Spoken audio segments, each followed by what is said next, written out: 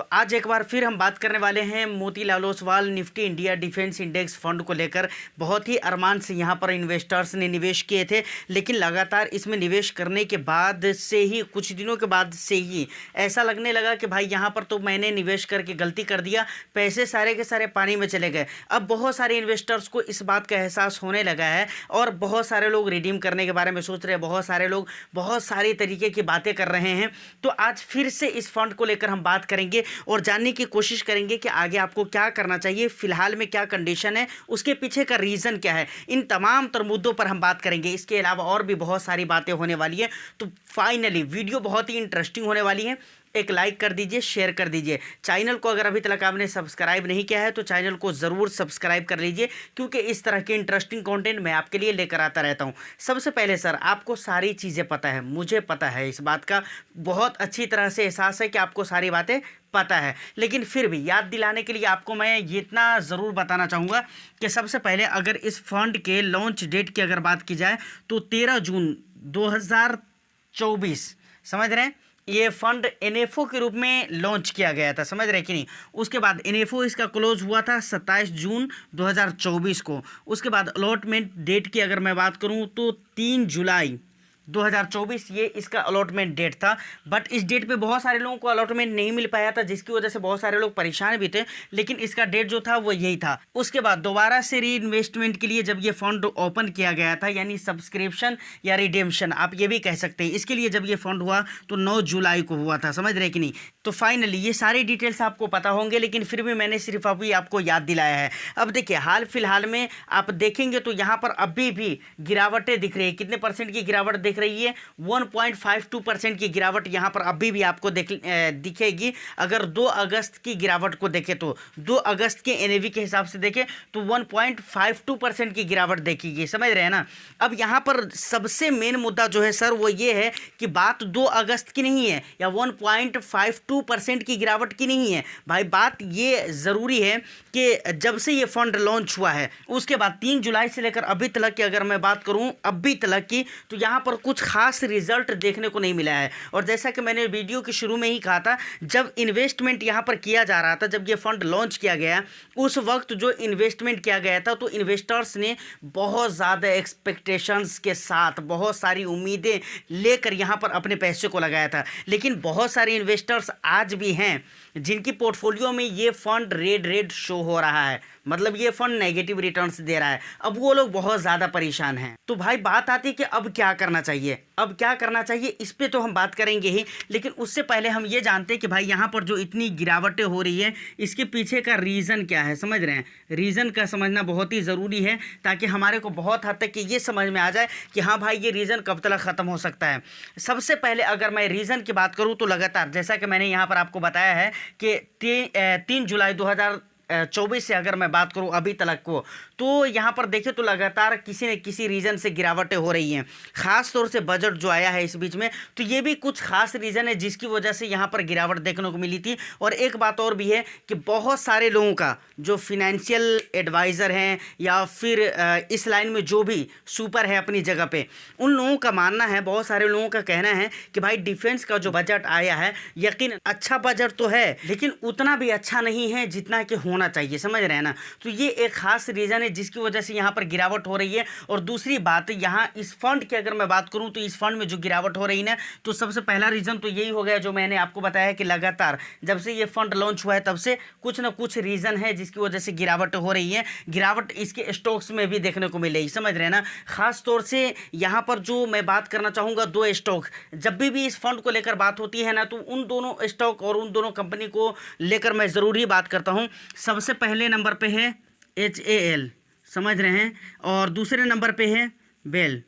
ये दोनों कंपनी को लेकर मैं ज़रूर बात करता हूँ, इसके स्टॉक्स को लेकर मैं ज़रूर बात करता हूँ। यहाँ पर आप देखेंगे तो भाई यहाँ पर बहुत ज़्यादा गिरावटें हो रही हैं और इस गिरावट की वजह से इस फंड के अंदर आपको गिरावट देखने को मिल रही है। रीज़न ये है कि इसका जो क्या कहते हैं बेंचमार्क इंडेक्स है ना, Nifty India defence TRI, Nifty, मैं यहाँ पर लिख ही देता हूँ, निफ्टी इंडिया डिफेंस TRI, ये जो इंडेक्स है ना, इस इंडेक्स के अंदर जिन दो कंपनियों का बहुत ज़्यादा वेटेज है वो यही दो कंपनी है, हिंदुस्तान एरोनॉटिक्स लिमिटेड और दूसरा है भारत इलेक्ट्रॉनिक लिमिटेड। समझ रहे हैं, इन दोनों कंपनियों का बहुत ज़्यादा वेटेज है। सबसे पहले अगर हिंदुस्तान एरोनॉटिक्स की बात करें तो 21.9% वेटेज है इस इंडेक्स के अंदर, निफ्टी इंडिया डिफेंस टीआरआई के अंदर।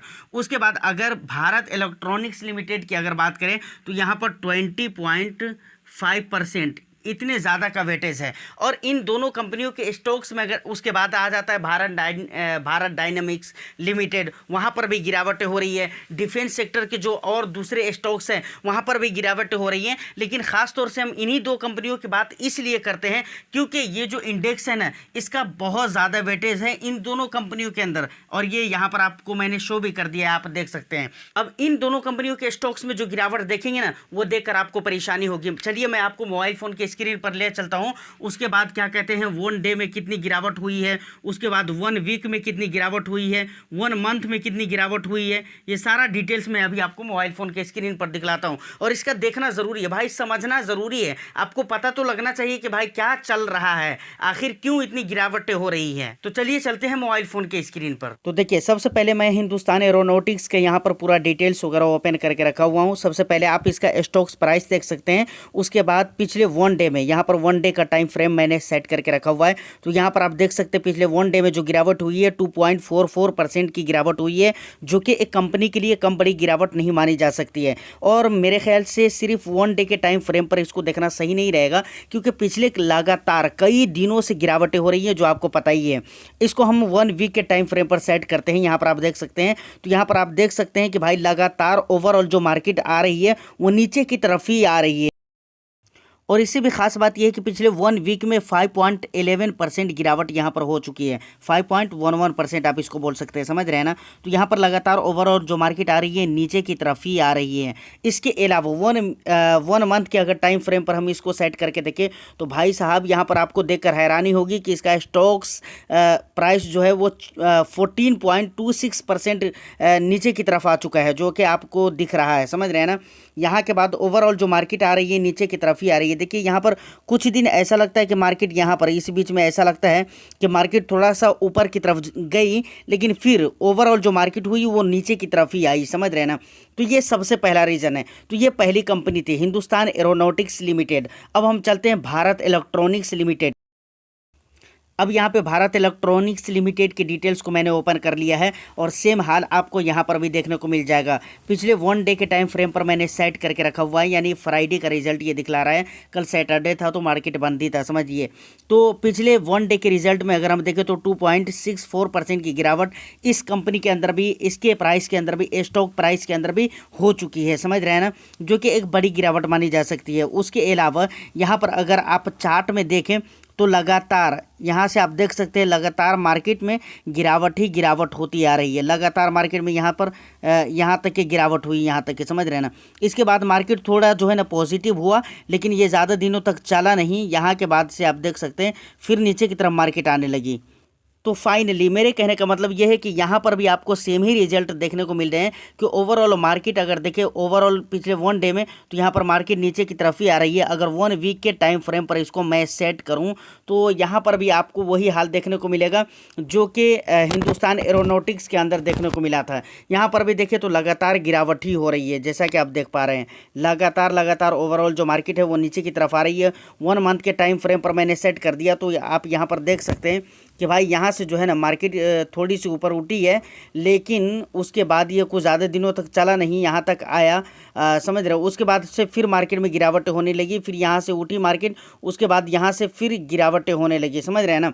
तो ये खास रीज़न है। इन 2 कंपनियों के बारे में मुझे ख़ास तौर से बात करना था। ये 2 कंपनी खास रीज़न है जिसकी वजह से आपको Motilal Oswal defence index fund के अंदर गिरावट देखने को मिल रही है, समझ रहे हैं ना। क्योंकि मैं ये चीज़ आपको बता चुका हूँ कि वेटेज इसमें इन दोनों कंपनियों के तो फाइनली इन दो कंपनियों के अंदर किस तरह से गिरावट हो रही है वो सारी चीज़ें मैंने आपको दिखला दी है अलग अलग टाइम फ्रेम के अंदर। अब ज़रूरी जो दूसरे नंबर की बात आती है कि भाई अब हमें क्या करना चाहिए, क्या रियल मानों में हमारा जो पैसा था, हमने जो निवेश किया था बड़े अरमान के साथ, क्या वो पानी में चला गया, क्या वो पैसा हमारा बुर गया, या मतलब बुर जाएगा, मतलब वो ख़राब हो जाएगा, हमारा नुकसान हो गया यहाँ पर निवेश करके, क्या क्या करें, क्या अभी इसको रिडीम कर दे या फिर अभी होल्ड करके रखना चाहिए। तो सर इसको सबसे पहले दिमाग को थोड़ा शांत करके सोचना पड़ेगा कि आपको क्या करना चाहिए।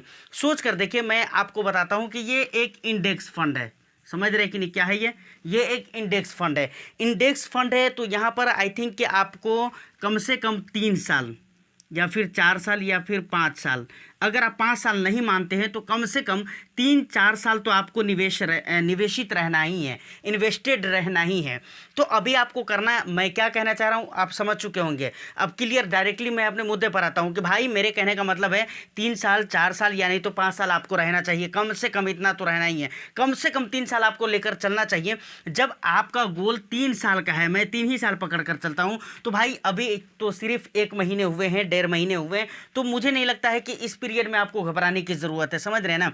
अब इस 3-4 साल में जो है ना, हो सकता है यहाँ पर ऐसी ऐसी गिरावटें कितनी आ सकती हैं, समझ रहे हैं। अब बहुत सारे लोग हैं जो इस फंड में बहुत ज़्यादा इंटरेस्ट दिखला रहे थे, अभी भी दिखला रहे हैं, जो कि निवेशित हैं, इन्वेस्टेड हैं, तो अब उनको जानना रहता है, समझ रहे हैं। इसलिए मजबूरी होती है कि इसके ऊपर वीडियो बनानी पड़ती है लगातार। जब से ये फंड लॉन्च हुआ है मुझे लगता है कि 10 दिन 15 दिन पे, हफ्ता दिन पे मैं एक वीडियो लेकर आता रहता हूँ, समझ रहे हैं कि नहीं। तो ये सारी बातें हैं, समझ रहे हैं। शुरू में तो बहुत सारी वीडियो आई थी, उसके बाद से धीरे धीरे मैंने कम कर दिया है, अब ज़रूरत के तहत वीडियो बनानी पड़ती है। फिलहाल ये कुछ इन्फॉर्मेशन थे जो कि मुझे लगता है कि मैंने आप तक पहुंचा दी है और आप क्लियर इस चीज़ को समझ चुके होंगे। उम्मीद करता हूं कि ये इन्फॉर्मेशन आपको अच्छी लगी होगी, तो एक लाइक कर दीजिए, शेयर कर दीजिए। चैनल को अगर अभी तक आपने सब्सक्राइब नहीं किया तो चैनल को भी ज़रूर सब्सक्राइब कर ले। मैं फिर मिलता हूँ किसी नेक्स्ट एंड इंटरेस्टिंग वीडियो में, जब तक के लिए all the best. Thank you for watching.